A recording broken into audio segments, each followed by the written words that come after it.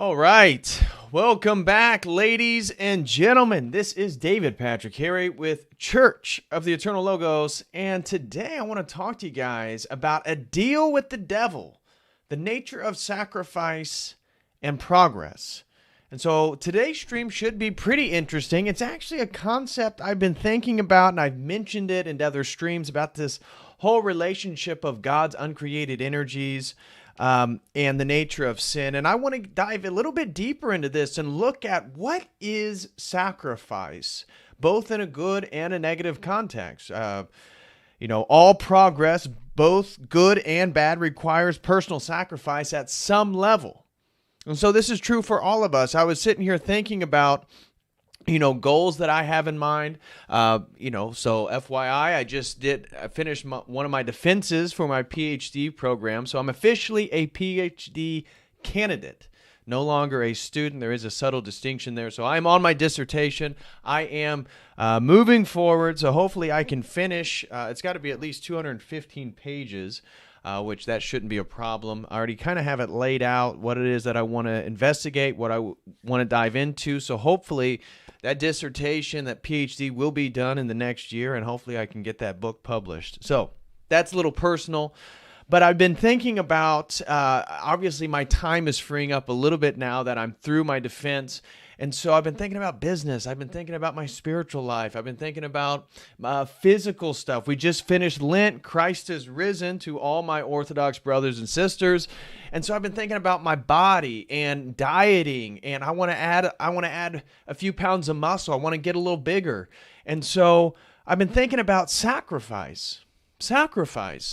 Sacrifice obviously can be understood in very demonic context, and we're going to get into human sacrifice, blood sacrifices. I even have the clip of Megan Fox, the wife of Machine Gun Kelly, openly talking about how they consume a little bit. It's not like a whole goblet full, but a little bit of each other's blood. And how this is very contrary to, again, our Christian understanding. Now, I've got some biblical passages here I want to dive into because obviously Christ is the end of this sort of historical blood sacrifice. Blood sacrifices, animal sacrifices, human sacrifices, plethora of examples throughout ancient religion. As Christianity began to rise, it obviously stamped out a lot of these practices. And isn't it ironic that Christianity, understanding that God took a human body and he goes onto the cross and dies for us, in a way, a sort of sacrifice. Again, and I'm not meaning it as that, because obviously as Orthodox, we don't believe in penal substitution. So the incarnation of Christ was going to happen anyways for theosis. But due to the fall, due to some of the other aspects of our atonement theology, Christ then dies on the cross. And we then consume his flesh and blood through the Eucharist as a way to really alleviate all these ancient practices which were pursuing the same thing: immortality, aligning themselves with divinity. But they would actually consume the flesh of their enemies, the flesh of other people, the blood of other people. And Christ, and I have a snippet here from our Orthodox liturgy, we say, again, we offer unto you this rational and bloodless worship, or bloodless sacrifice. And so we talk about sacrifice, but in Orthodoxy, we call it rational and bloodless, but at the same time, we believe the Eucharist to be his blood and body. So again, through a mystery, it's both and. It is rational. This isn't an irrational sacrifice, of which I think when we move through some of this stuff, we'll see the sort of irrationality of some of these pagan cults throughout time and history. And so I began to thinking about my own goals, my own progress, and that all progress is tied to some sort of sacrifice. So even the human sacrifice back in the day, it's about progress, right? It's about movement. And when we think about, and this is where I want to tie into, even looking at the contemporary moment and looking at the political left that has understood itself as progressivism, moving us towards progress, what is it that they are ritualistically sacrificing as well? And are those ritual sacrifices maybe consistent with the historicity of these other forms of religious sacrifice, of which Christ calls us to something very different? You see, movement requires energy. All movement. We're talking about progress. We're talking about energy. We're talking about sacrifice. And so as Orthodox Christians, we have the understanding of the uncreated energies of God. And so all movement requires energy. And I've talked over and over about how we only understand the energies of God of having a positive existence, meaning truth, positive energy, uncreated energy of God, eternally existing. It's natural to the essence and nature of God, right? Love, all these things, and how the opposite of these is a descriptor term. We use a word to describe the absence of, just like coldness and heat, thermodynamics, just like shadows and light. A light does not necessitate, it doesn't need shadows to exist. For a shadow to exist, it can only exist in the absence of light. Light has to be present, light has to exist and then not be somewhere for a shadow to have any existence. And so this is true with these uncreated energies of God. And so I want us to think a little bit about the laws of thermodynamics here, because it's still consistent. We can look at the created world. We can look at that which God put into place, that which is ordered by the Logos, and still understand a little bit of our spiritual theology, and also understand a little bit of, let's say, kinetic, potential, and internal energy. That as we engage with the energies of God, this is indicative of our own spiritual progress, and this is the only progress that is ultimately of importance, right?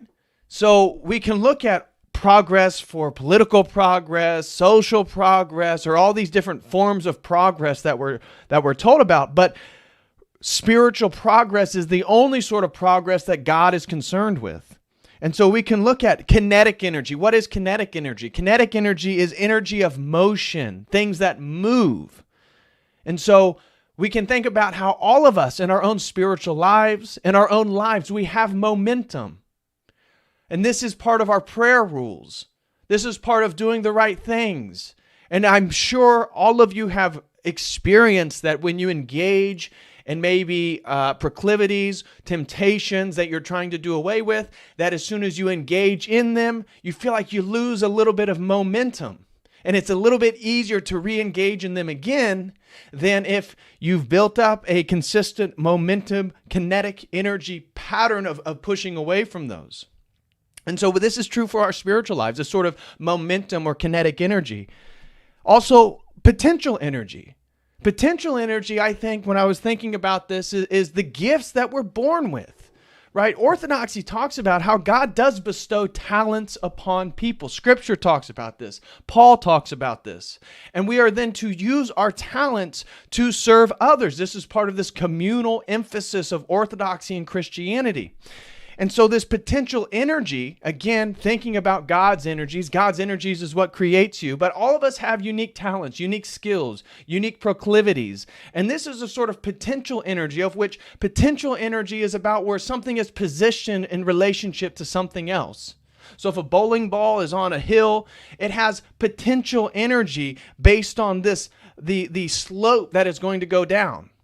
And then once it starts moving, it has kinetic energy. And then there's also internal energy.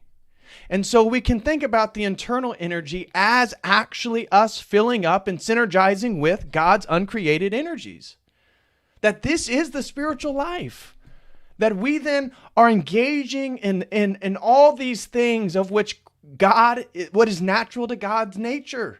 Right? We're talking about love and mercy and compassion and honor and justice and truth and logic and reason and language and all the things that we can't see. We can't touch any of these. Isn't that so interesting? Just like God, we believe in all these energies. We know them when we see them.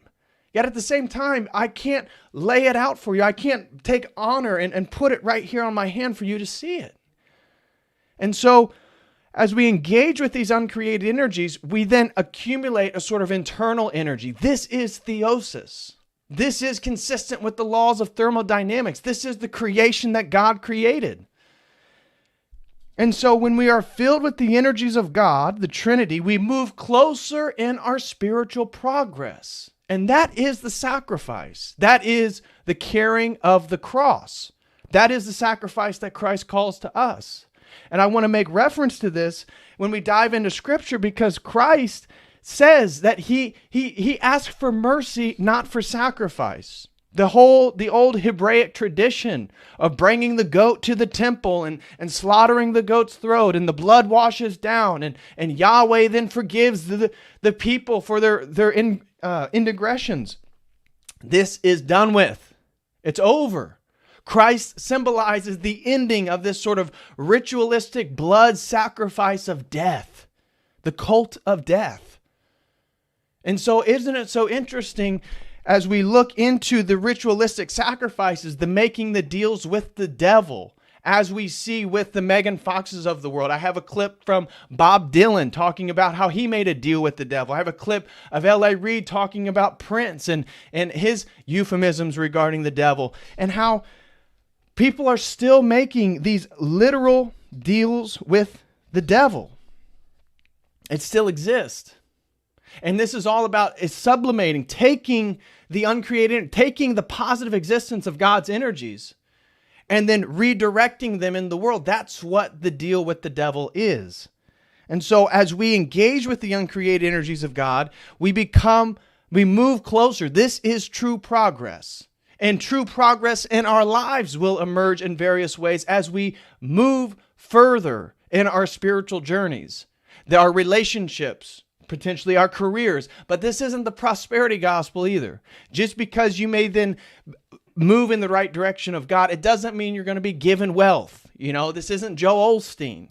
This isn't your pockets are going to be filled with money. In fact, I recently talked about this with Jim Bob yesterday, and how I think there, in a way, the worship of money and mammon is a way, Protestantism doesn't have saints. They don't have examples of people that have gone on these journeys, that have demonstrated true progress.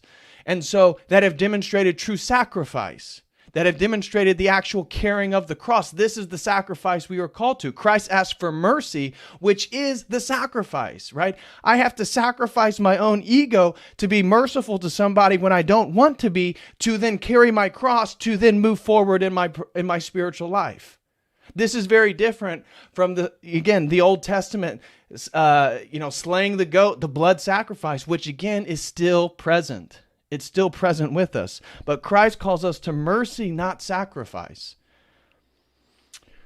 So as we move closer to the providence of God has for us, we make true progress in our lives. In the eyes of God, our spiritual goals and progress is of the most importance. It's of the ultimate importance. And this is why, as we look into the Faustian archetype of making a deal with the devil is after your soul. He'll always give you worldly exchange. Why? Because it really is all about your spiritual progress. That's what this whole game is about. It's all about taking the soul out of you. It's all about taking the image of God away from you. And that's what sin does to us. Every time we sin and we engage in our own sinful nature. But you see, God provides the energy to achieve. Only the Orthodox worldview provides this theology of energies where we can see how God's energies, God's sacrifice, God's energetic activities, He continually giving us these energies. And all we have to do then is turn towards them, align with Him, and move in the right direction. And so to some degree, we are all making deals with the devil. That's true every time we sin, every time we engage in whatever it is that we struggle with. The devil wants the spiritual parts of ourselves in exchange for worldly goals and desires. And so you want to make progress in your career, Bob Dylan? You want to become a world famous rock star? I'll give you that progress, but you have to give me your soul in exchange. This is the deal of the devil, but only the Orthodox worldview provides the other side of that coin, and how it is an energetic activity. And it's all about progress. And that's why when we look into the contemporary world, it is a progressive regression. It's a regression away from God in the name of true progress. what they call true progress. Sublimation of the divine energies. Sublimation is a term of sort of transmuting. It can be understood as a yogic term, sort of alchemical term. You know, if you get into the sort of Kundalini schools of yoga, they'll tell you, oh, what you have to do is that the strongest form of energy in your body is sexual energy. And so you need to sublimate your sexual energy by, again, semen retention, things like this, Kama Sutra, so having physical intercourse, but again, retaining your semen. And then what you'll do is you'll sublimate that energy. You'll go right up the Kundalini, the serpent of the spine, until it enlights the crown chakra. Now you become illuminated, and we can look at sort of the semiotics of Shiva and see the semen sprouting from his forehead. That, just type that in. Type up Hindu god Shiva and look for the semen sprouting from his forehead. That is what that represents. So the sublimation of the divine energies, the devil forces regress concerning the most important goal. So he will give us goals. It's about priorities. What is the priority of which we are going to sacrifice for? Because we can sacrifice our own soul if we want the goals of this world, if we want progress in these terms. But that's why we have to make the deal. And in which also, you see how it recognizes free will. The devil can't entrap you to some degree. You have to agree to it. The devil needs your own consent. A vampire needs you to invite him into your home. And the same thing is true with these deals with the devil. And it's the same thing with our own sin. So it happens to us on a daily basis. But look how these small little sins, these small little deals that you and I make every single day, which we can't help to some degree. Obviously, some of them we need to work on a little bit better and be stronger at. Others, we're always going to sin every day. But think about it. Think about the chain of events, right? These deals with the devil. People want to talk about, let's take the example of the porn industry.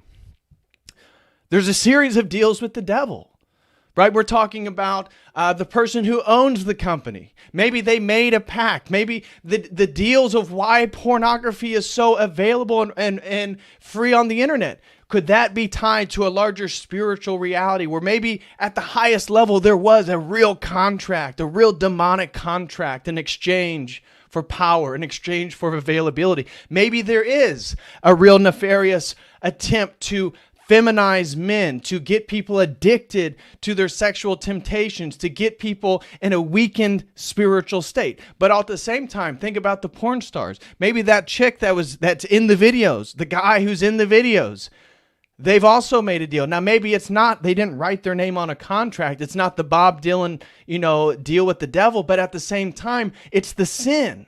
It's the sex. It's the desire for money. It's the desire for power. These sins, all the sins, lead to a chain effect, which then, there's progress, but it's a regress.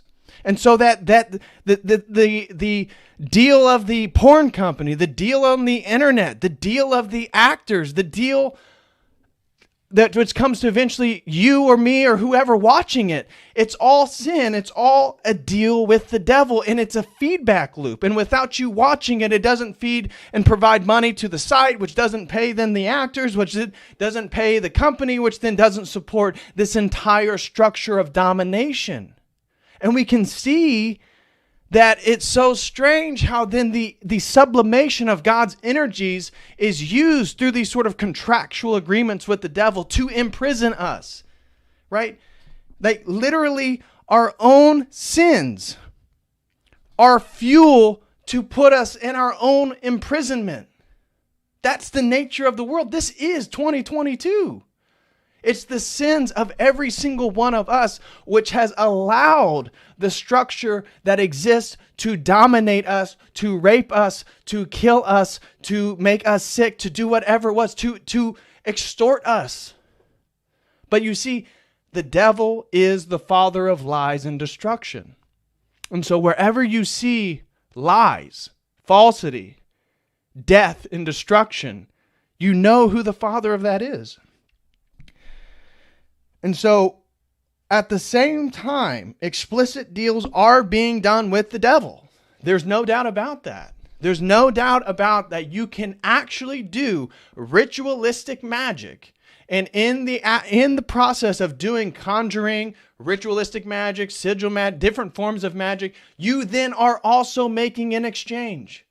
You see, how crazy is it that you and I as humans, as mankind, as men and women, stand at a sort of doorway where we can exchange the timeless aspect of ourselves, our soul, for temporal advancement. Which one is progress? It's all a sacrifice. And so we must become very cautious about what we are putting our energy towards, because everything we devote our energy, which again is coming from God, the energy in the food. That's why they're making the food cause us to be sick, guys. This is a cult of death. You can see it with the sterile forms of sexuality, which are heavily promoted. You can see it with the transgender movement trying to block the sexual maturity of children so they won't be able to reproduce. You can see it in the abortion. You see, as we look into the history of ritual sacrifice, the sacrifice of children specifically has always been a priority, especially in these pagan societies which believed that through ritualistic sacrificial means they could attain their goals. They could make progress towards the things that they desire. And it's still true today. And this is the sort of oppositional, the other side of the coin, in which we have to realize as part of the spiritual world, the spiritual life that we participate in. But Christ is the last and ultimate sacrifice. Now, we as Orthodox, we don't talk about him as the Agnus Dei. We don't depict Christ as a lamb. We may talk about him being the Lamb of God. We may make rhetorical references to that. But the Western, especially the Renaissance depiction of Christ as an animal, we would say that is blasphemous. God took on the image of a man. He was fully man, fully God. And in that image is how he should always be understood, because as soon as we then re-image God as an animal, this is distorting our own theology. This is distorting the truth and the revelation that Christ as the last and ultimate sacrifice. What could, again, if we are then looking at the history of human sacrifice, blood rituals, animal sacrifices, what could be the pinnacle of that process? And I would argue it would still be the story of Jesus Christ, that there is one person who's both God and man, that he's sinless. He does nothing. He's rejected by the people of which he is, the Jews. He fulfills the entire tradition of which they support. He only heals people. He brings people closer to God. He shows real progress. He is the source of life. He is the truth, and it's through his way that we attain both. And yet the world preferred a murderer. It preferred Barabbas over Christ. And you see, what could be a larger sacrifice is that God as man, he literally is sacrificed on a cross to appease what? To appease what? That system.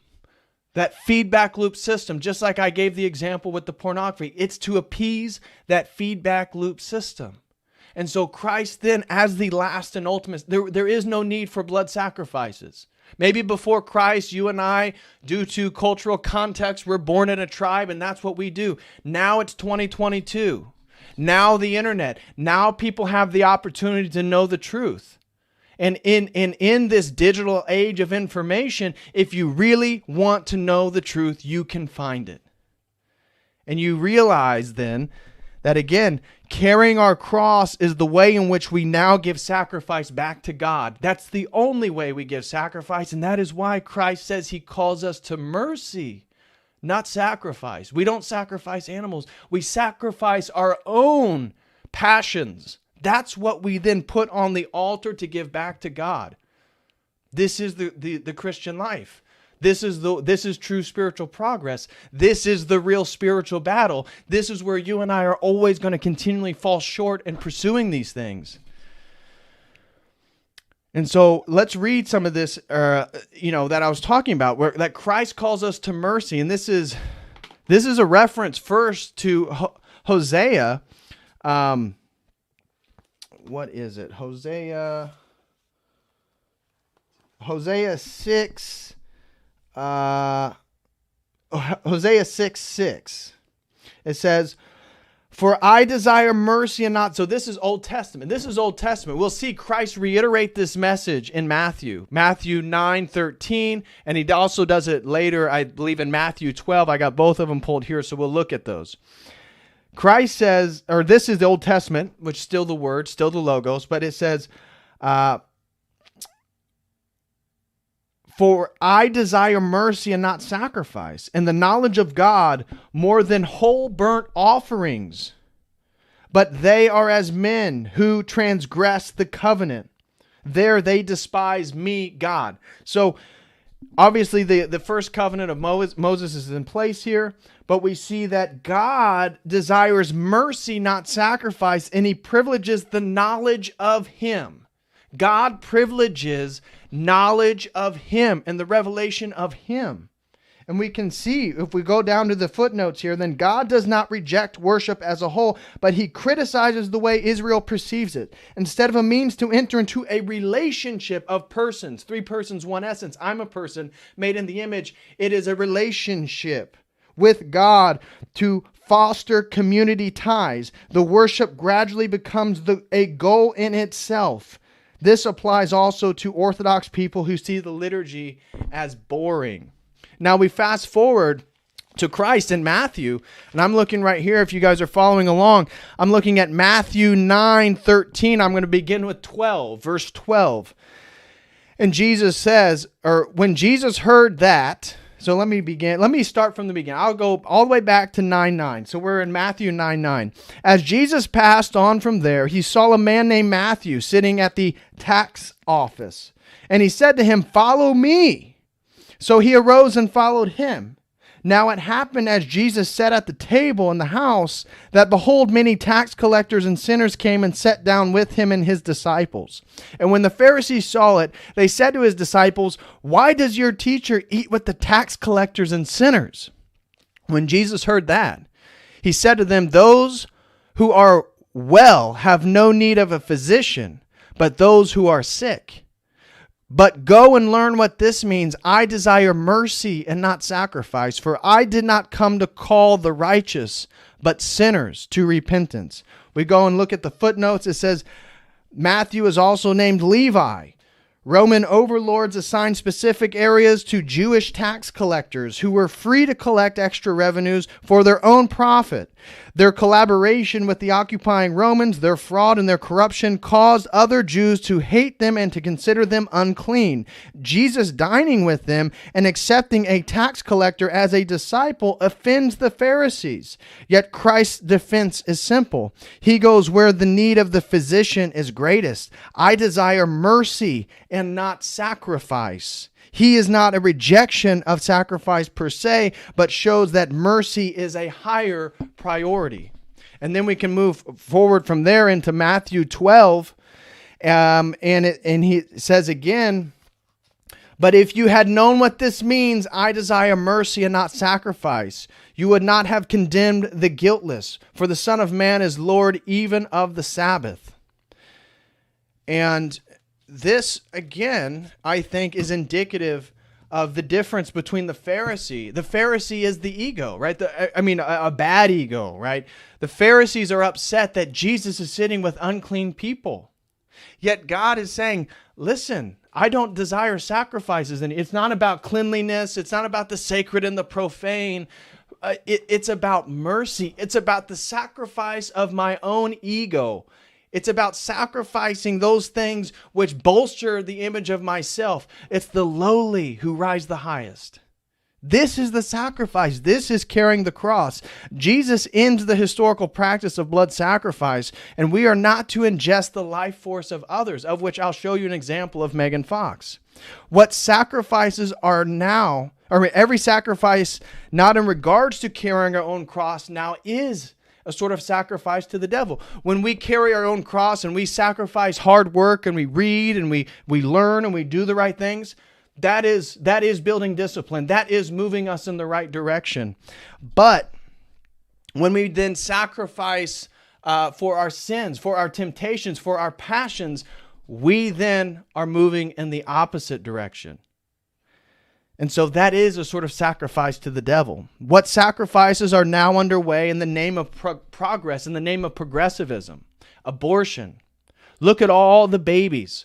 Now, the state of California is trying to pass a law where a woman can give birth to a live baby and can abort it, can reject, cannot feed it for a full week. A week. Think about, again, let's talk about the slippery slope here. It's the first trimester, abortion. It's the second trimester. Now it's the third trimester. Oh, what the hell? Now it's a week outside the womb. You can kill a baby. This is ritualistic murder because the children are purest. The children are closest to Christ. The children are innocent.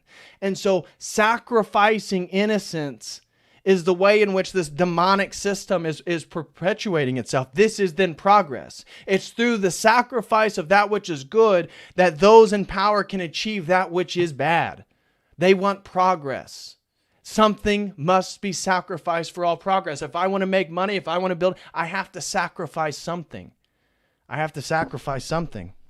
Sex. Sex is a new sacrifice. A woman who's engaging in a bunch of promiscuous sex, she is sacrificing her own worth. She is sacrificing her own body. In a way, we're all sacrificing our own bodies. These are temples. We're sacrificing our inside, outside our own temples. And this comes back to then body autonomy. And we can look at the coof, we can look at the stabbies, the jabs, and how they then are indicative of the fact that within progressivism, within the new progress, you don't even have autonomy over your own body. Your body has been ritualistically sacrificed in the name of progress. Your genetics have been ritualistically modified in the name of progress. And we can look at literal death. We can look at actual murder. We can look at the chaos, how money is propping up prosecutors and stuff to release criminals into our cities. And so lies and destruction are indicative of the devil. And where we see these, we know who the father of these things are. And so we need to keep our eyes peeled, and we need to make sure that we choose to sacrifice ourselves, true to sacrifice our mercy, and not participate in the false form of progressivism. So guys, smash that like. I really, really appreciate everybody being here. Please smash that like. I really appreciate it. Let me hit a few quick announcements. Guys, premium Church of the Eternal Logos memberships are now available over at the website. Guys, we are doing premium memberships now for anybody who wants to join on 2 Thursdays a month. And we'll be doing next Thursday. In my last video, which was a week ago, I was going to promise tonight, but I wanted to get streaming. So next Thursday, we're going to be doing the first premium members Zoom meeting. That twice a month, premium members over at the website, you'll get access to the exclusive video content. You'll get access to the fitness library as well, video content, and you'll get access to 2 Zoom meetings a month where all premium members are going to get together and we're going to talk about the state of the world. We're going to talk about theology, philosophy, whatever it is. It's going to be a free and open discussion because as premium members, it's going to be the community. That's what we're going to create there, and that's going to be basically every other Thursday beginning next Thursday. So if you would like to join and get the email, get the Zoom link to join our meeting next Thursday, I believe kind of tentatively what I'm thinking is maybe like 7 to 8 o'clock p.m. Eastern Standard Time. Now, if you guys are premium members or want to become premium members, let me know what you would prefer. I was thinking maybe 4 to 5 o'clock p.m. Eastern Standard Time. I was thinking kind of 7 to 8 might be the best. 7 to 8 o'clock, because I know a lot of people are on the East Coast, and that way when you get home, you can hop in. People got kids, people got families, people got responsibilities. If you're on the East Coast, if we're starting at 7, that's 4 o'clock, that might be doable. So what I'm thinking about is premium member meetings will be at 7 to 8 o'clock on every other Thursday. And we're going to begin next Thursday. So become a premium member with the link provided. You can also become a $5 member. That will give you access to an exclusive video library of content. And so that is also another way you can support Church of the Eternal Logos. I also want to say we have a new item available over at the website. If you guys would like to purchase a live stream, of which we've already had one sponsor, shout out to Prim.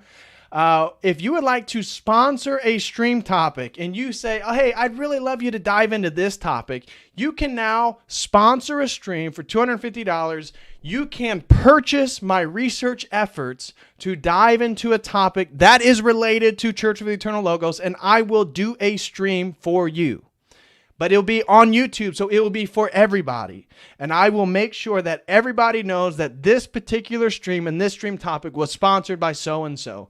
And so if you are interested in potentially signing up and purchasing, sponsoring a stream topic, again, if it's something I'm not familiar with at all, maybe not. But if it's something that you think I could handle or something that is tangentially related to anything I talk about, then I definitely will. So if that is something you'd be interested, you can do that with that following link. Also, if anybody would like to sign up for a one-on-one session, which are also on Thursdays, if you'd like to talk about any and every topic, philosophy, fitness, goal setting, theology, you can do so in a one-on-one session where you have my undivided personal time. And also, for free, you can go to the website, davidpatrickcarey.com, and just wait there for 15 seconds, and the mailing list option will pop up. Put your name in the mailing. It's totally free. And every Monday, I'm going to start sending out the Church of Eternal Logos mailing list. That's going to be every Monday morning, and it's totally free. If you'd like to get on the mailing list, just go to the website, davidpatrickcarey.com. Just wait there for a second, and it should pop up. Just put your email in. You're good to go. And so you'll get updated emails straight to your inbox on all the topics that I talk about and also on all the streams I've did on the week before. So that is totally free. So if that is something you'd be interested in, please check that out. So, all right. Now, let's get into today's topic. So first thing I want to do is bring up sacrifice. What is sacrifice? So what I have here is the etymology of the word sacrifice. Let's look into it a little bit and see what we got here.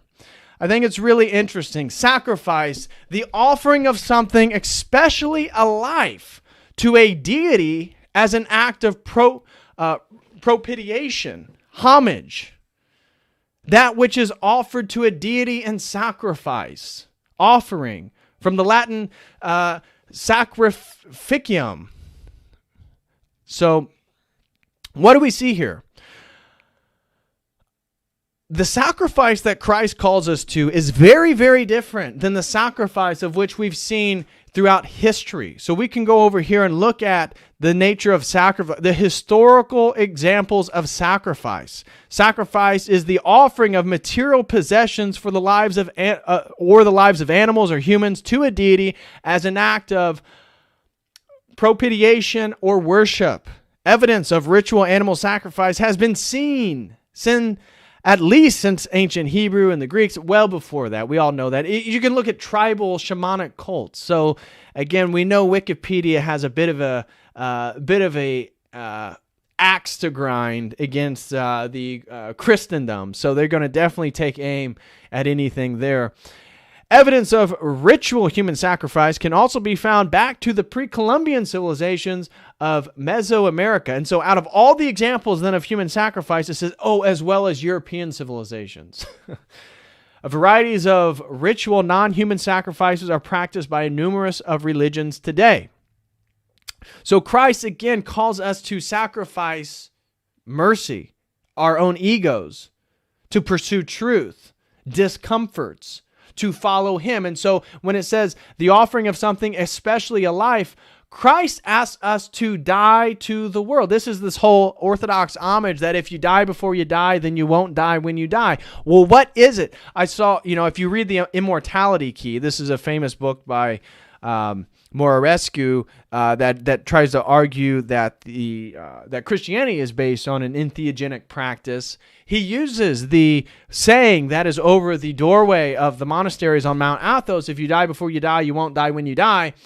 But death in the Christian Orthodox context is very different from an ego death under inebriating substances. The death that Orthodoxy calls us to is a death to our passions. It's a death to this world per se in pursuit of a total devotion towards God. And so what we're offering to God is our life in exchange for eternal life.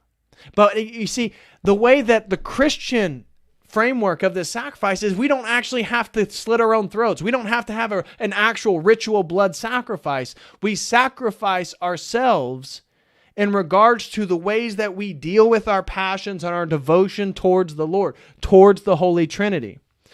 So here we go. Originally, especially of Christ's propitiatory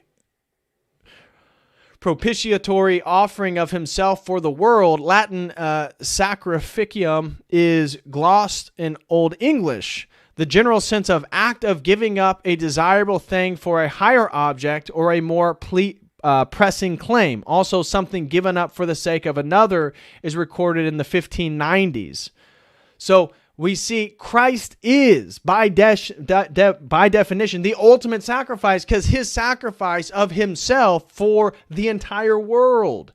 It's not just a sacrifice for the tribe. It's not just a sacrifice for the temple. It's not just a sacrifice for my desires to become, to gain notoriety, of which, again, here, let me show you an example of Bob Dylan. Bob Dylan, insinuating that he himself had made one of these sacrificial agreements, a deal with the devil. Here, check this out. Still out here doing these songs, you're still on tour. I do, but I don't take it for granted. Why do you still do it? Why are you still out here? Well, it goes back to the destiny thing.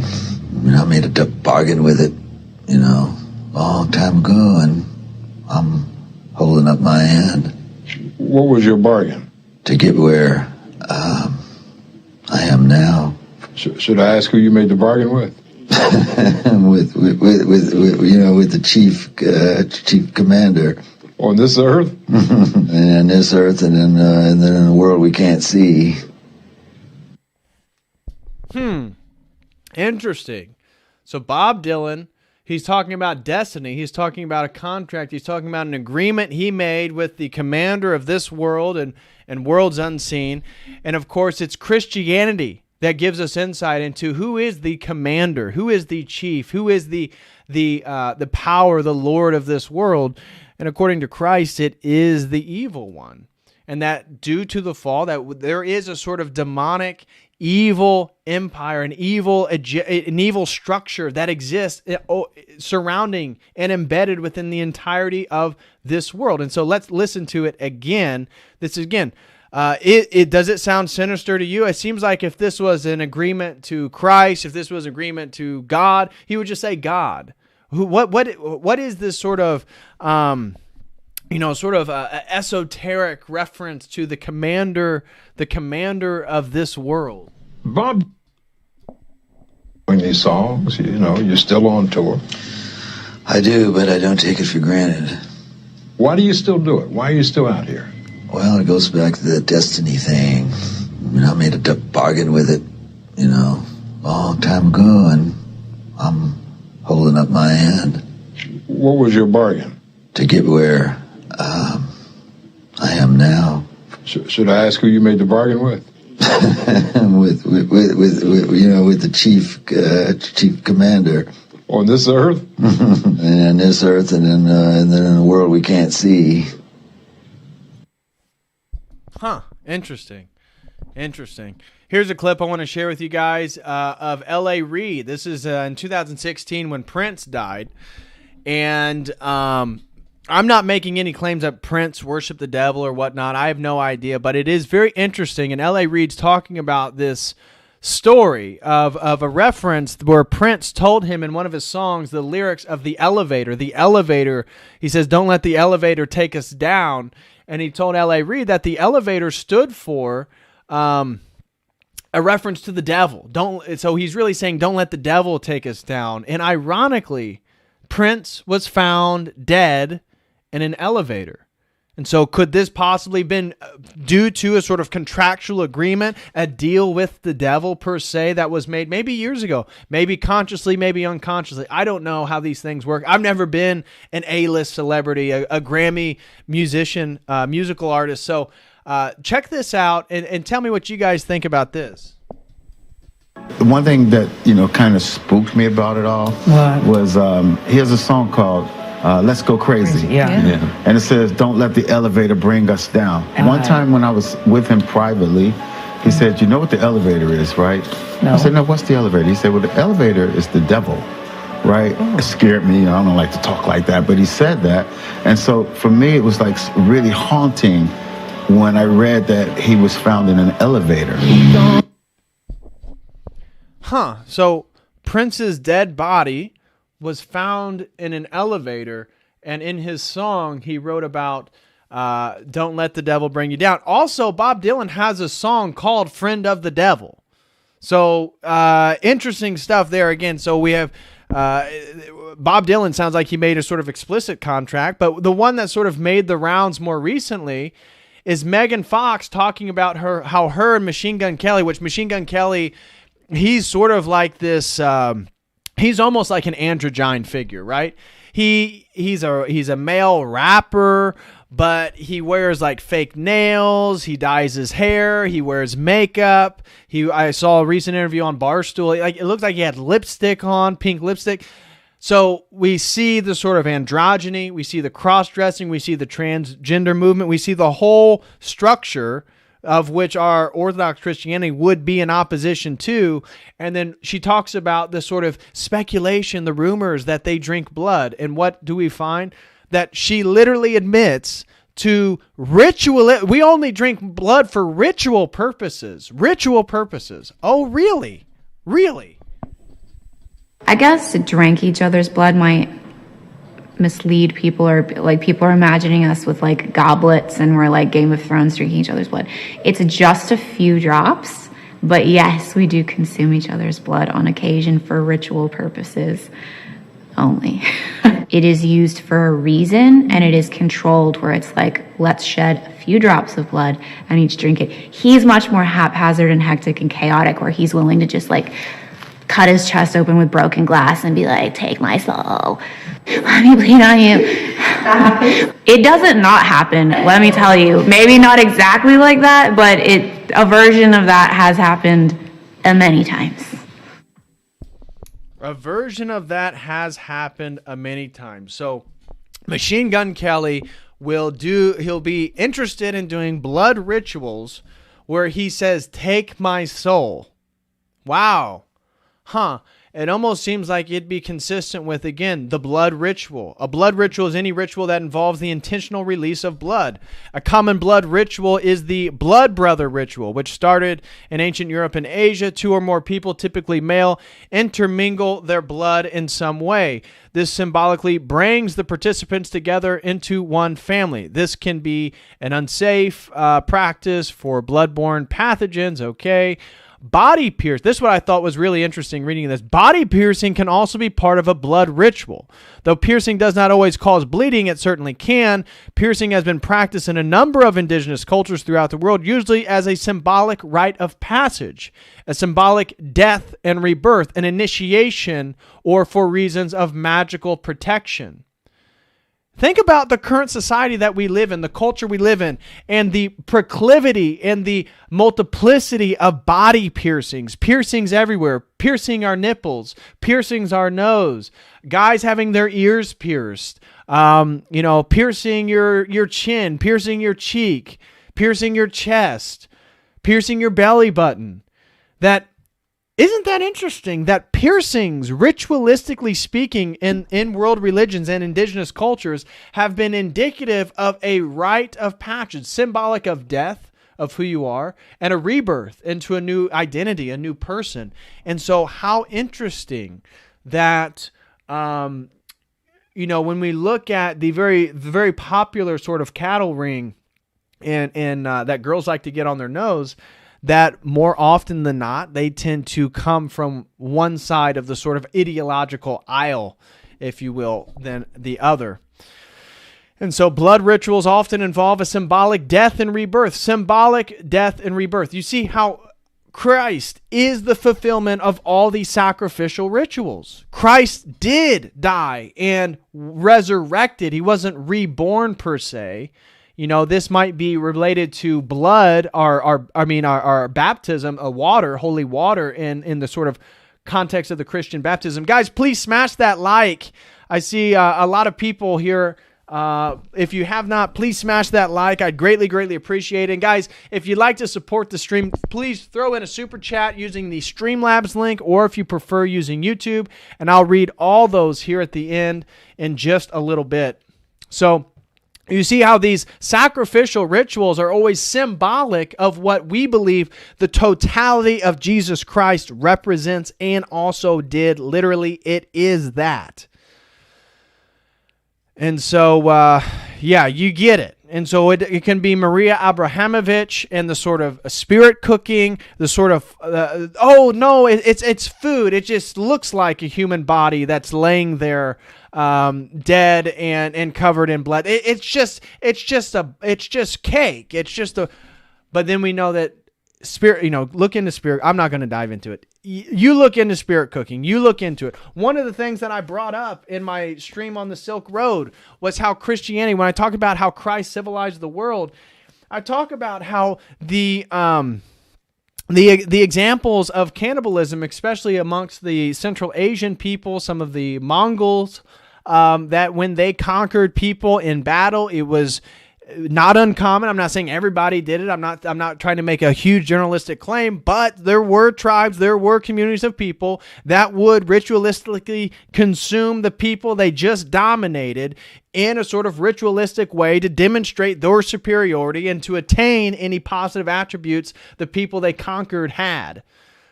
Christ, when Christianity spread, and it began to spread quickly in the Church of the East, yes, it was Nestorian eventually, but as it began to spread across northern Persia, Central Asia, through the Silk Road, as it made its way eventually into China. Again, read this book if you haven't, the Jesus Sutras. This is about the Christian pagoda, Da-Tin Pagoda in Xi'an, where the Tang Dynasty, again, warmly received Christianity. Christianity stomped these things out. No more cannibalism. No more incest. We're not having sex with family members. And so we see Christ putting an end, Christian tradition putting an end to many of these things, yet they're reemerging. I saw an article recently about a woman sharing her husband with her mother. I saw an article referencing the sort of the acceptance of incest, sexual incest. What is going on? We see in some way we are moving back to a pre-Christian world, and so we need to be very mindful and look at how all these sort of sacrificial processes, being these blood rituals, being sex rituals, sex sacrifices. So again, let's look over here at human sacrifice. Human sacrifice is the act of killing one or more humans as part of a ritual, which is always intended to please or appease gods, a human ruler, an authoritative priestly figure, or spirits of dead ancestors, and or a retainer sacrifice, wherein a monarch's servants are killed in order for them to continue to serve their master in the next life. Closely related to practices found in some tribal societies are cannibalism and headhunting. So Christ is not in this kind of context a ritualistic human sacrifice. Yes, he is a sort of human he was fully God, fully man. He dies on the cross. In a way, he is sacrificed, but he sacrificed for the sins of the world, for these feedback loops of sin that are perpetuated. Right? We can talk about at the highest level of the porn industry. Yeah, there may be a sort of contract, a deal with the devil, a sort of explicit deal done to entrap the world, enthrall the world, feminize men around the world, to give them access, instant access, free access to all the most degenerate and perverted forms of sexual fantasies, which includes trying to then push incestual ideas on people. No doubt about that. And so, Christ dies to stop that system, that porn system. Somebody makes that deal. Somebody makes those companies. Somebody pays those actors. Those actors want greed. They want fame. They want popularity. They want money. And then it goes all the way down to the sin of somebody watching it and masturbating to it. It's all a system of sin. It's a system of death. It's a system that is pushing the energies, these uncreated energies of God, out of our bodies. Every time we sin, we move a little bit away. We take a sort of step back in our spiritual progress. And that's what these sacrifices are. In a way, that is a sacrifice. But that is our minor deals with the devil. That is how you and I, have these sort of contractual deals with the devil, if you will, where we regress in our own spiritual progress.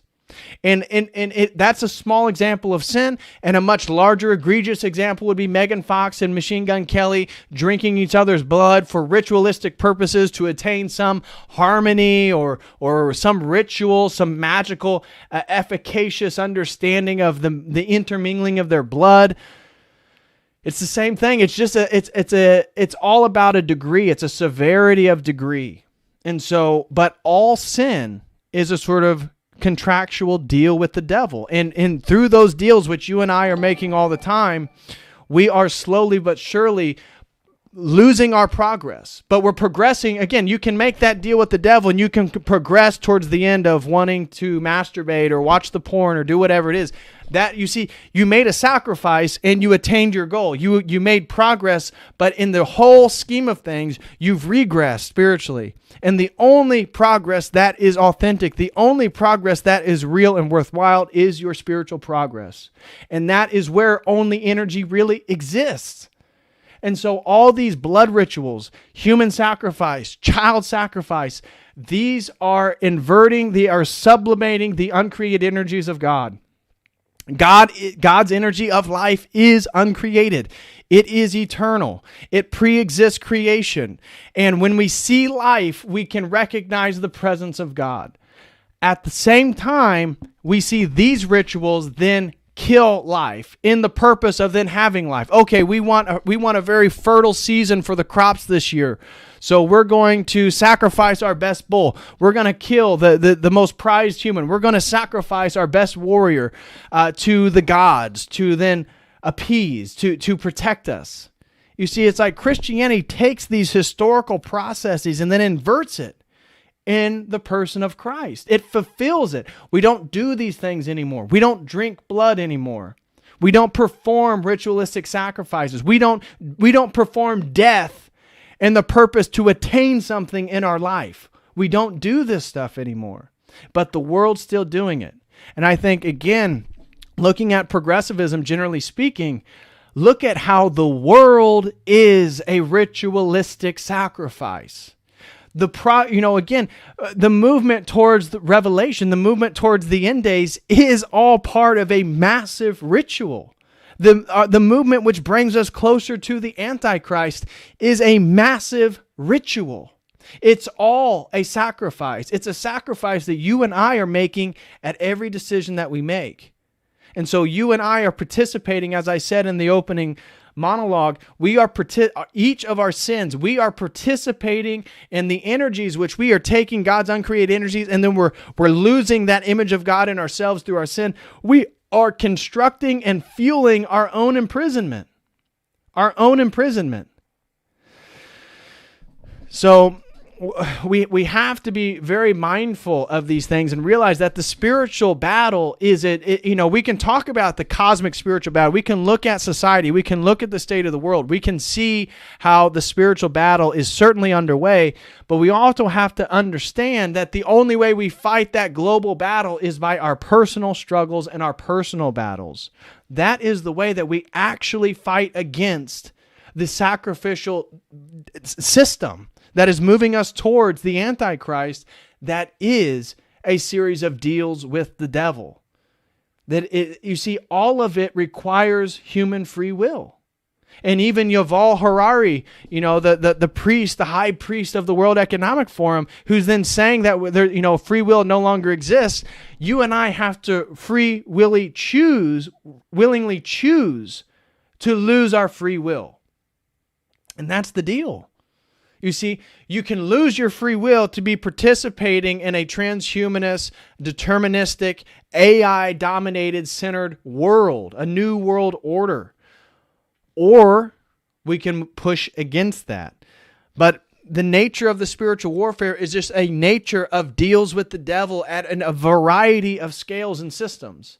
And so whether it be Bob Dylan making a deal with the devil for his career, whether it be many blues artists making deals with the devil, whether it be Lady Gaga, whether it be Maria Abramovich and the Spirit cooking, whether it be Megan Fox and Machine Gun Kelly, it's all part of a system, and they're all deals to the devil, and it's all about degree, and it's about at the level of society, the level of selling one's soul. Because this is about taking the aspect that's eternal from you. Again, we are standing in a doorway. That's what makes humanity. This is why God loves mankind so much. We are in a doorway between eternity and temporality. And the deal with the devil is getting you to exchange your soul, the energies of God, which we are filled with, in exchange for something within space and time, something that has a definite existence, that is going to die, that's going to come to an end. And so we are then exchanging something that is eternal about us. We are exchanging the image of God. That's what all of this is. Every deal, every sin is the exchange of the image of God in you for something immediate to some degree or another. Could be the way you treat somebody, could be sexual sins, could be whatever, greed, power, money, whatever it is.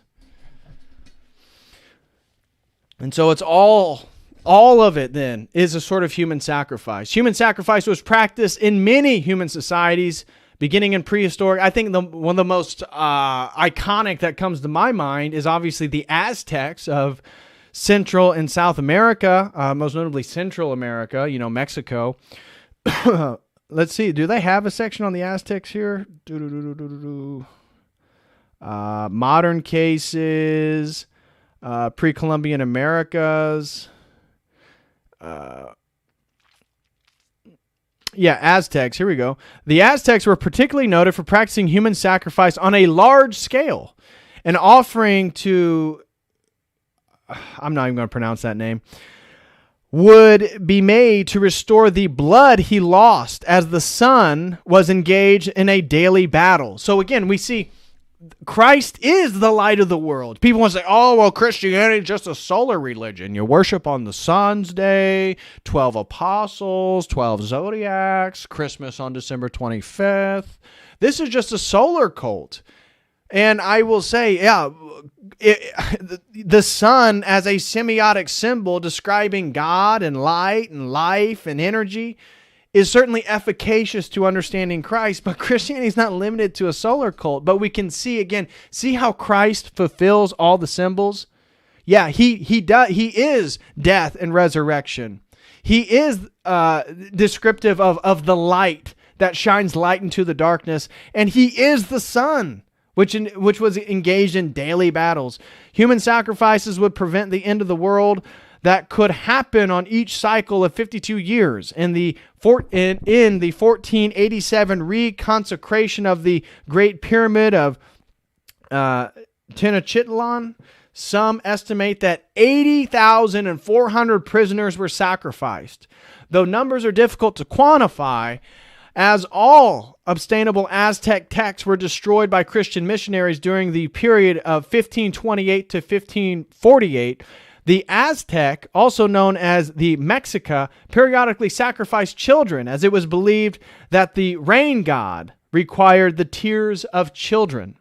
According to Ross Hassig, author of Aztec Warfare, between 10,000 and 80,400 people were sacrificed in the ceremony. The old reports of numbers sacrificed for special feasts have been described as unbelievably high by some authors, and that on cautious reckoning based on reliable evidence, the numbers could not have exceeded the most several hundred per year. The real number sacrificed victims during the 1487 consecration is unknown. Michael Harner, in his 1997 article, The Enigma of Aztec Sacrifice, estimates the number of persons sacrificed in central Mexico in the 15th century as high as 250,000 people per year. Now, think about that in our own context. Abortion is an act of human sacrifice. How are there medical procedures underway in the world of which aren't efficacious whatsoever, that alter your DNA, and in so doing is causing a massive sacrifice of human life? And what could this possibly be progressing us towards? You see then the ritualistic relationship to it. All sacrifice is about progress. The sacrifice of discipline to read books, to learn, that is a sacrifice for knowledge. The sacrifice of working hard for a career, for a profession, that is the sacrifice for work. The sacrifice for fitness, the working out, dieting, that is a sacrifice for your body. Every form of progress is a sacrifice. And this goes into then the progress. If our ultimate goal is oriented towards the world, we then begin to participate in ritualistic sacrifices in the world. We must, as Christians, exchange our life force for positive things, for things that glorify God. If we don't, we are going to succumb to the same ends. We are ultimately going to die when we die. We must die now, so when we die, we don't die. We must die to the world. Fernando de Alva Cortez, a Mexica descendant and author of the Codex, claimed that 1 in 5 children in the Mexica subjects was killed annually. Victor Davis Hanson argues that an estimate by Carlos Zamarga of 20,000 per annual is more plausible. Other scholars believe that since the Aztecs always tried to intimidate their enemies, it is far more likely that they inflated the official number as a propaganda tool. Do you understand? The human sacrifice, again, the Aztecs. See how, again, even though the Catholic Church, we can certainly describe evils of the papacy to one degree or another, but look, human sacrifices existed all over known history. The ancient Near East, the Phoenicians were known for sacrifice. Here, according to Roman and Greek sources, the Phoenicians and Carthaginians sacrifice infants to their gods. The bones of numerous infants have been found in the Carthaginian archaeological sites in modern times, but their cause of death remained controversial. In a single child cemetery called Tophet by archaeologists, an estimated 20,000 urns were deposited. Plutarch mentions the practice, as do Tertullian, Orosius, Diodorus, and Philo. Livy and Polybius do not. The Bible asserts that children were sacrificed at a place called Tophet, the roasting place, to the god Moloch. According to Diodorus, there was in their city a bronze image of Cronus, extending its hands, palms up and sloping toward the ground, so that each of the children, when placed thereon, rolled down and fell into a sort of gaping pit filled with fire. Plutarch, however, claims that the children were already dead at the time, having been killed by their parents, whose consent as well as that of their children was required. Tertullian explains the acquiescence of the children was a product of their youthful trustfulness. The accuracy of much... okay. So think about what's going on today. Think about the sacrifice of the transgender children. That is a ritualistic sacrifice. That is a sacrifice to Baphomet. Baphomet, the androgyne god that was that was worshipped by the inner circle of the Knights Templar, right? Representing that has now become the sort of iconic figure of Satanism and the Church of Satan, is the blending of opposites, because evil needs to be perceived as a necessary counterbalance to good. From that perspective, then evil is a good thing. But we as Orthodox Christians understand evil as the absence of God. It's the absence of life. It's the absence of truth. It's the absence of love. It's the absence of mercy. It's the absence of logic. And that's why we as Orthodox Christians talk about, again, we offer unto you this rational and bloodless worship. But at the same time, we are taking the body and blood of Christ, ending all this stuff. Rational worship, logical worship. This is not the sort of illogical works of paganism to some degree. You see, the divine liturgy is offered in spirit and truth, not in blood. The worship we give to the Creator is offered by our intelligent and noetic self, not only according to a flesh as pagan sacrifice. Spiritual and noetic are looser translation of the logikein, reasonable and rational, but I think they fit better. So, again, remember that the ancient world, all worship was made by sacrifice, usually bloody sacrifice. So many of the words tied to worship in ancient languages are related to the concept of offering up, burning whole, or letting blood. This is also highlighted by the appearance of the logikein so close to anaimakton, unbloody, without shedding blood. So, this is some of the stuff that, again, differentiates Christ, differentiates our understanding of sacrifice, our understanding of moving closer to God, our understanding of true progress. True progress is that which follows Christ. True progress is that which engages with the uncreated energies of God. True progress creates life. True progress is logical and rational. True progress is truthful. True progress is merciful. It is compassionate. It is justice. What we see in the world as the ritual sacrifices take place, that progressivism to some degree is taking us in the opposite direction. It's moving us in the opposite direction. It's moving us in a regression from God, a regression from Christ, and it's a reanimating of the pre-Christian world. And I think that's the world that we then find ourselves. And so we can see the deal with the devil, the Faustian bargain. A deal with the devil is a cultural motif exemplified by the legend of Faust, the figure of Mephistopheles, as well as being elemental to many Christian traditions. According to the traditional Christian belief about witchcraft, the pact is between a person and the devil, another demon, trading a soul for diabolical favors, which vary by the tale, but tend to include youth, knowledge, wealth, fame, and power. And so do we see people in our day sacrificing, making a deal with the devil for youth, consuming blood, maybe adrenochrome, maybe new aspects of the sort of transhumanist movement? Do we see people making deals with the devil for knowledge? Certainly Faust did. I would say, I would imagine there are many people in power in high places in this world that have made such an exchange. What about wealth? Do we see people make deals with the devil all the time? For fame? I mean, Bob Dylan did that. Bob Dylan admits to it. For power?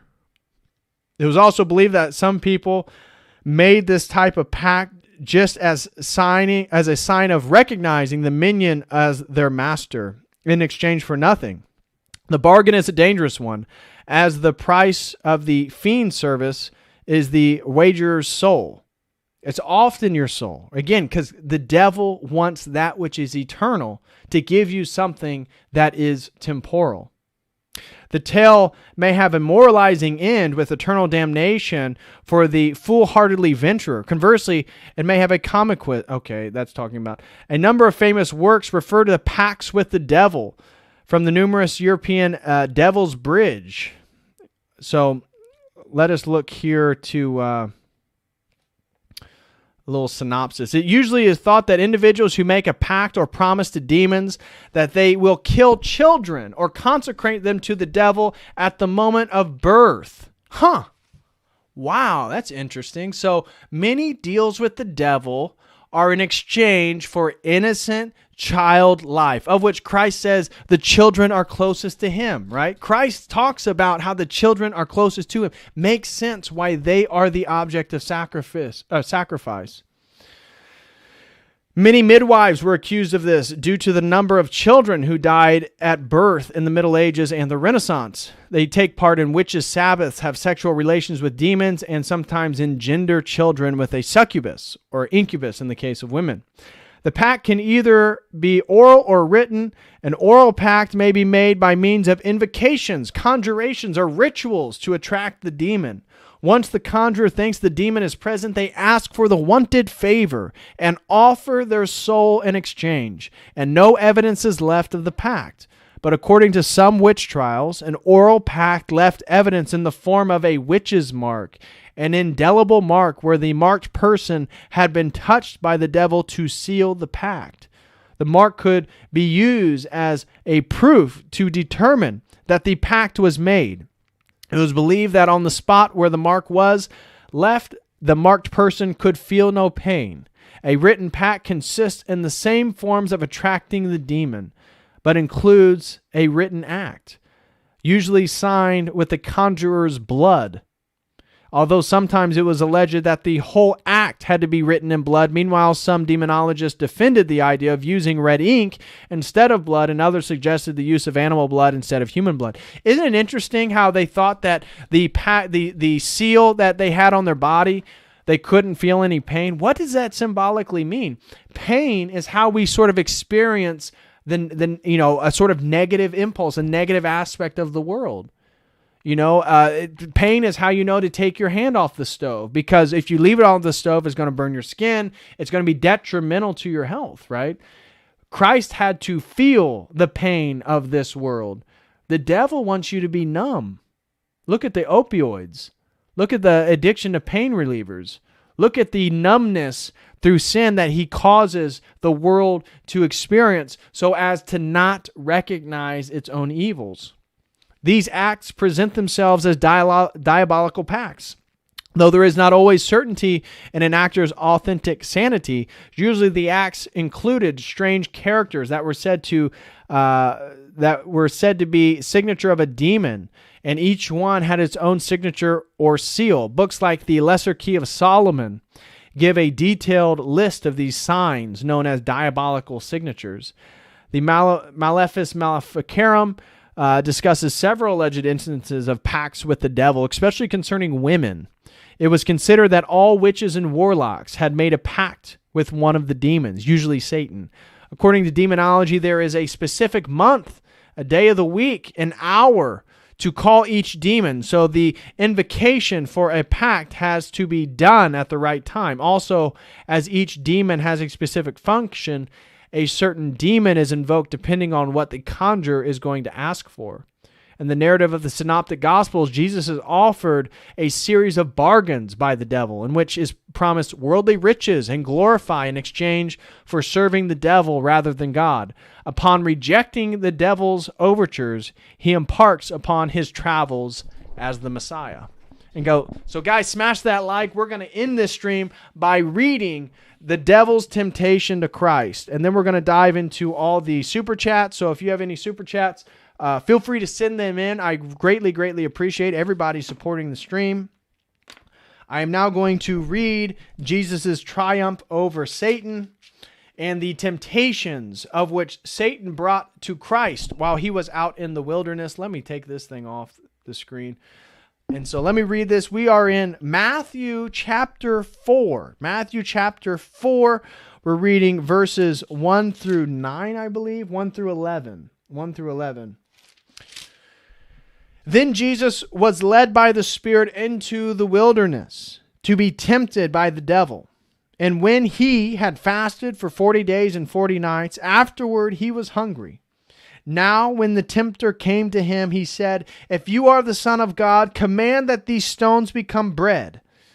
But he answered and said, "It is written, man shall not live by bread alone, but by every word that proceeds from the mouth of God." And of course, Jesus Christ is the Logos. He is the Word of God. He is the Word that came from God's mouth.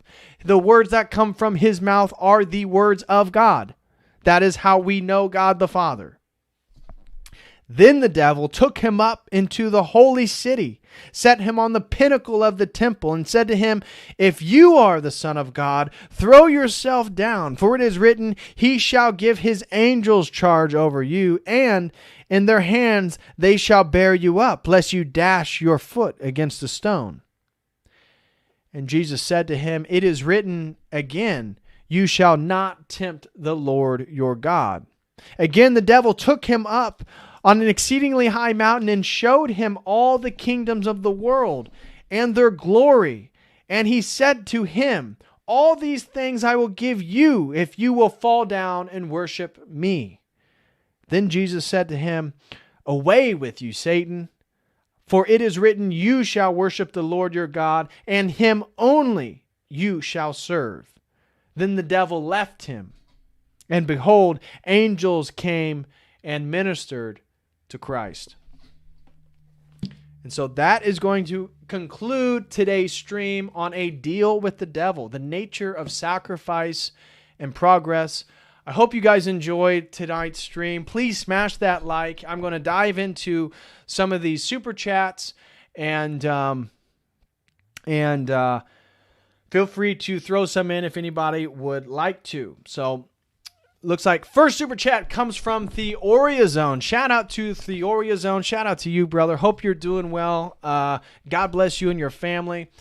Guys, smash that like too. If you did not hit that like, please smash that like. And if you'd like to show some love, send in a super chat using the Streamlabs link. I would greatly, greatly appreciate that.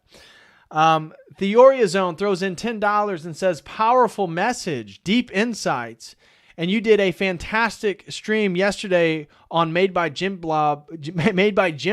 Glad I was there." Well, thank you so much, Theoriazone. Shout out to you, brother. And yes, I did do a stream with the great Made by Jim Bob. He's going to be on here soon. I'm going to have Made by Jim Bob come on, and we're going to do a little criticizing of the neocons, the little neoconservatives and the neocon movement. So you can definitely keep your eyes peeled. Jim Bob's going to be on for that, no doubt. And so Theoriazone, thank you, brother, for the $10, and I appreciate the kind words on yesterday's stream Made by Jim Bob. Shout out to you, man. Next super chat comes from Jared Fetzer. Jared Fetzer throws in $5. And he says, "Love the topic. It really finishes up our one-on-one we had very well. Great stream, DPH." And yeah, so shout out to Jared Fetzer. God bless you, brother, and your family. We recently did a one-on-one. Well, last Thursday, it was during Holy Week. So last Thursday, we did a one-on-one on Holy Thursday, and we had fun. He drank a beer. I smoked a cigar, and we sat there and chatted for a little over an hour. And I told him, we were talking, and I was talking about I wanted to do a stream on sacrifice. I told him the sort of layout of the stream that I wanted to do, and we started talking a lot about progress, and the nature of progress, and that's how I tied these two topics together on sacrifice, the nature of sacrifice, and progress. I knew I wanted to talk about sacrifice, but he really helped me. So shout out to Jared Fetzer for helping me. He really helped me look at how this relates to the concept of progress and movement. And then that's what then brought me into looking at this whole concept of energies, God's energies, progress, spiritual progress. So shout out to Jared Fetzer for helping me think through and come up with the full presentation of tonight's topic. Shout out to you, Jared Fetzer. God bless you, brother, and your beautiful children. And God bless your wife. Hope you are doing well, and really look forward to chatting again with you. Next super chat comes from Meta Ninjas. Meta Ninjas throws in $10. Shout out to Meta Ninjas. Thank you so much. He says, "Is your $25 membership available right now?" It is, brother. Thank you so much for asking. If you go to davidpatrickharry.com/register, you'll see that there are two options. You can get the $5 option. Let me share this with Meta Ninjas. Meta Ninjas, it is in the live chat right now. So if you want to become a $25 premium member, you can do so in the live chat right now. For the $25 premium membership, you get access to all the video libraries, and you'll have access. I'll be sending out the Zoom link, which we'll be doing next Thursday, this coming Thursday, not today, next Thursday, a week from today. We will all be technically we'd be there right now. All the premium members will be in a Zoom meeting from 7 p.m. Eastern Standard Time to 8 p.m. Eastern Standard Time, where it's a no holds bars group conversation. We can talk about anything. It's all going to be in a private Zoom meeting, and then I have some questions to ask about the premium members and some potential offerings and things moving forward. But that is available right now, Meta Ninja. So you can go to davidpatrickcarey.com/register, and you can see there is an option for two types of memberships. The $5 membership, which gets you access to the exclusive video content. The $25 membership, which gets you access to all the video content, plus two meetings per month for all premium members. So if that's something you guys would be interested in, please sign up. I'd be greatly, greatly appreciative. Also, if anybody wants to purchase a stream topic for $250, you can literally sponsor a stream, and I will stream and do the research for any topic of your choice. So again, if that's something you'd be interested, shout out to you. I would greatly, greatly appreciate it. So thank you so much, Meta Ninjas, for throwing that in there. It allowed me to do a little bit of shameless self-promoting, but thank you very much, Meta Ninjas. I hope you become a premium member, brother. I already know a couple people who have, and it's going to be a lot of fun next Thursday, a week from right now, at this time, during this hour. We will all be in a Zoom meeting chatting. It's going to be a group frenzy. We can talk about any topic, no holds bars, and that's going to just be for Codal Premium members. Next super chat comes from Frankie D. Shout out to Frankie D. Throws in $5, says, I've been going to an Orthodox church for about 3 months now. Glory to God, Frankie D. That's excellent to hear.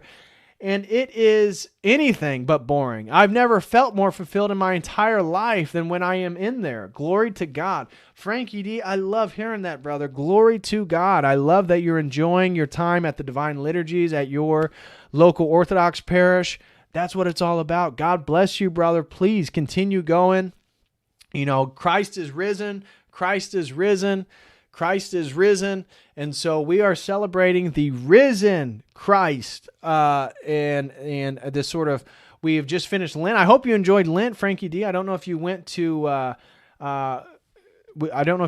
Yeah, David Atkinson, in the premium membership, people can all talk at once. Yeah, it's going to be a group conversation. So it's not me lecturing or anything. It's just going to be a group conversation where we can all chat to each other and everything like that. So it should be a lot of fun. The premium member talks are going to be a lot of fun. I guarantee you they're going to be very insightful.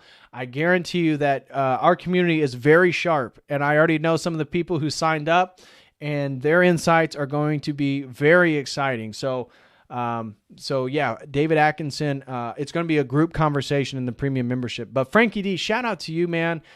Glory to God that you have now become part of the faithful, and you are enjoying your time at Divine Liturgy. Again, Christ is risen. Hope you had a blessed Lent. I hope everybody went through their Lenten services, their Pascha, that the Paschal services are beautiful. I'm sure many of you guys watching went to your Pascha service. So Frankie D, I hope you experienced the Orthodox Pascha as well. And thank you very much, brother, for all your support and for your $5. Shout out to Thomas Henderson. Thomas Henderson, good Orthodox brother, throws in $10, says, blessings, brother. You are firing on all cylinders. Thank you for another stream. Another stream. Another stream. Yeah, well, I'll actually be on another stream after this with the Crucible. So I'll be on with Tristan and Andrew on the Crucible talking about the demonic. So this is a very active day for myself. But Thomas Henderson, brother, thank you so much for all your support. You continue to be a faithful supporter of Church of the Eternal Logos and everything I try to do. I thank you very, very much. Thomas Henderson. And I really appreciate the kind words. If you tell me I'm firing on all cylinders, I appreciate that. I really do. And then it looks like the last super chat here is from Steezy. Steezy throws in $5 and says, "Hey, David, can you give a shout out to my sister, Maddie? She's a big fan of yours and God willing is on her way to Orthodoxy." Well, absolutely. Shout out to Maddie. Maddie, thank you so much. I'm humbled that you're a fan of Church of the Eternal Logos and what we do here on this small little corner of YouTube, literally in the corner. You can see I'm in the icon corner. We're literally in the corner. And so this small little corner of YouTube, Maddie, thank you so much. I'm glad that you enjoy it. God bless you. And please continue your journey into Orthodoxy. I promise it will be difficult. I promise it will be fulfilling. Those seem to be the two things that people can definitely reassure on is you probably will have spiritual attacks. You'll probably be, it's a progress. It's a journey. But you're definitely going to be fulfilled. So Maddie, shout out to you. Really appreciate you being a fan. And thank you, Steezy, for throwing in $5. Really appreciate that. And Maddie, God bless you. And I hope you continue your journey into Orthodoxy. So guys, that looks like that's all the super chats. Again, let me give a special shout out to Theoria Zone. Shout out to you, brother. Really appreciate it. Shout out to the Jared Fetzer. Shout out to Meta Ninjas. Shout out to Frankie D. Shout out to Thomas Henderson. And shout out to Steezy and Maddie. Shout out to you guys. Please smash that like for anybody who is still signed on here. I would truly, truly appreciate that. Smash that like. Also, guys, please, if you would like to join our premium members Zoom meetings, yes, they're going to be open. Other people will be able to talk. Please do so. With the link that I just posted here. You can sign up for the $5 membership, of which you get access to exclusive video content, or the $25 membership, where we will be doing collective group Zoom meetings twice a month on Thursdays, 7 p.m. Eastern Standard Time to 8 p.m. Eastern Standard Time. So would really appreciate that, guys. Please sign up if that's something you'd be interested in. Also, you can purchase a stream. You can do that with the following link here. If you have a stream topic you'd like me to research and prepare for, of which I am actually in preparation for a stream, I will give you guys a little sneak peek as to what that is. So I will be reading this book, and I will be talking a little bit about a forgotten piece of history, if you will. And so if you guys would also be interested in signing up for a one-on-one session, you can do so with this link here. So guys, that's going to conclude tonight's stream. Please smash that like. I truly appreciate all your guys' support. Let me again give a special shout out to Steezy and Maddie, Thomas Henderson, Frankie D, Meta Ninjas, the Jared Fetzer, and Theoria Zone. God bless you all. I truly appreciate your support. And I will be back either tomorrow but definitely Saturday. We should have a guest on Saturday. I may be on tomorrow night. I don't know. I'm pretty excited. My schedule's open now. I'm ready to get going. I'm ready to work. I'm ready to make some streams for you guys. So I may be back tomorrow night. Who knows? Friday night. But until